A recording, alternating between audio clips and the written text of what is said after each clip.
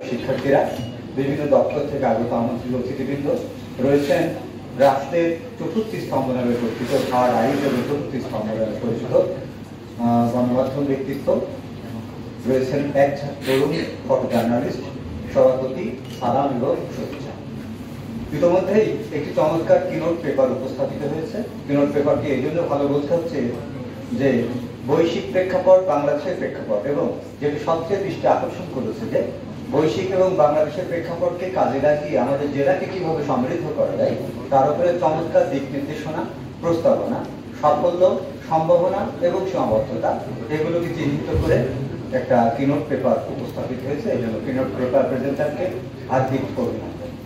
আমি অত্যন্ত সংক্ষিপ্তভাবে একটি বিষয় বলছি যে রবীন্দ্রনাথের একটা কবিতা আছে, বিপুলায় পৃথিবীর কতটুকু জানি, দেশে দেশে কত না নগর ও রাজ থাকে। আসলে পৃথিবীর আমরা সবটুকুই দেখতে পারি না, চিনতেও পারি না। আমাদেরকে জানতে হয়, কিভাবে জানতে হবে সেটা হচ্ছে বিভিন্ন বই এবং গ্রন্থ পাঠের মাধ্যমে।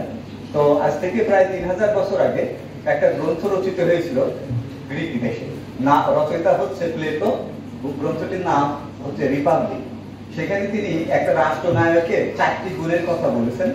4টি গুণ তার ভিতরে থাকতে হবে। একটা গুণ ছিল 10 বছর দর্শন পাঠ করতে হবে, আর একটা গুণ ছিল, মানে আরেকটা শর্ত ছিল যে তাকে 10 বছর পৃথিবীর বিভিন্ন স্থান ঘুরে ঘুরে অভিজ্ঞতা অর্জন করতে হবে, তারপরে তিনি রাষ্ট্রনায়ক হতে পারবেন। তো এই জন্য যে ভ্রমণ যে একটা অপরিহার্য বিষয়, এটা অবশ্যই জানতে হবে। সম্মানিত জেলা প্রশাসক মহোদয়ের সাথে সকালবেলা হাঁটি, তো উইলিয়াম শেক্সপিয়ারের একটা বিখ্যাত বাণী আছে যে a friend in need is a friend in deed. অসময়ের বন্ধু বা দুঃসময়ের বন্ধু প্রকৃত বন্ধু। আমাদের নবী, প্রিয় নবী হযরত মুহাম্মদ সাল্লাল্লাহু আলাইহি ওয়াসাল্লাম একটা হাদিস উনি বলেছিলেন যে সফরে যে প্রকৃত বন্ধুকে চেনা যায়, যে আপনার বন্ধু আসলে আপনার প্রতি কতটা কতটা সহনশীল, এটা যখন আপনি সফরে থাকবেন তখন আপনি চিনতে পারবেন। তো আমরা যারা বাংলা সাহিত্যে পড়াশোনা করেছি, আমরা দেখেছি যে পৃথিবীর ইতিহাস কিন্তু রচিত হয়েছে এই বিখ্যাত পর্যটকদের দ্বারা। আপনি পৃথিবীর প্রাচীন ইতিহাসকে জানতে হলে এই পর্যটকদের কাছে আপনার ছুটে যেতে হবে।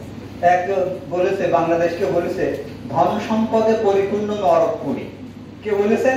একজন বিখ্যাত আফ্রিকান পর্যটক, নাম হচ্ছে ইবনে বতুতা। তিনি এই কথাটা তিনি বলেছিলেন।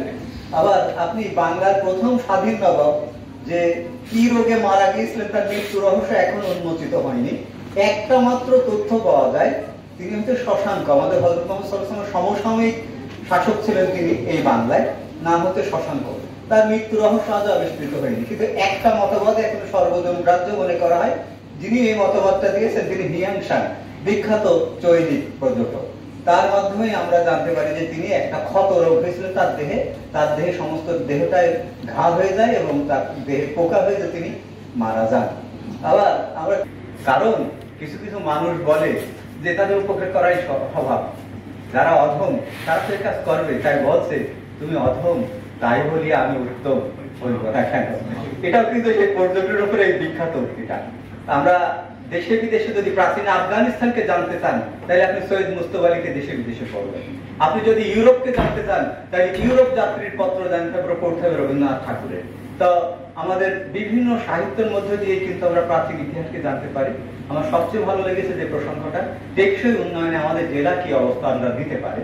আমাদের যিনি কিনোট পেপার উপস্থাপন করেছে সম্মানিত গণমাধ্যম কর্মীবৃন্দ, বক্তাবৃন্দ, ওনারা চমৎকার কিছু প্রস্তাবনা দিয়েছেন এবং এই প্রস্তাবনাগুলোর সাথে আমি একটু অ্যাড করতে চাই। যেমন পাতিলা, আমাদের যে দত্তনগর খানটা এর একটা অংশ সম্ভবত সানি ভাই আমাদের জীবননগরের ভিতরে পড়েছে, পাতিলা অংশটুকু।